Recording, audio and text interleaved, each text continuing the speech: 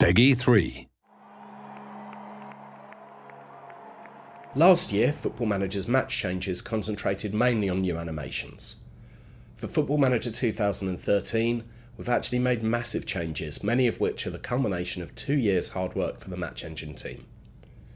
One of the major improvements, and the one that you'll probably notice first, is the brand new physics engine. This means that the ball now moves more realistically and performs differently on different playing surfaces. The ball also curves better when it's passed and crossed, and the players react to its movement in a more natural way. You'll also notice that the ball reacts more realistically to external influences such as air resistance, wind, and other weather conditions. Bearing this in mind, managers can alter their tactics to take advantage of or to counter the matchday climate.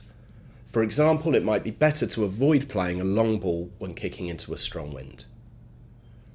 The main focus of each match is, of course, the players, and this year we've made them more lifelike than ever. The body scaling is more realistic, so tall, cumbersome centre-halves will visibly tower over small, pacey strikers. The head tracking's improved too, so that players now actively look around to find their closest counterparts. As well as graphical improvements, Paul Collier and his team have rewritten huge amounts of the Match Engine's AI to make it even more realistic. It was already the best simulation of football in the game sphere, and the bar has now been raised way, way higher. Another development of the game engine is the improvement of the matchday cameras. We've added a user-controlled rail cam which allows managers to get the best view of the action during a game.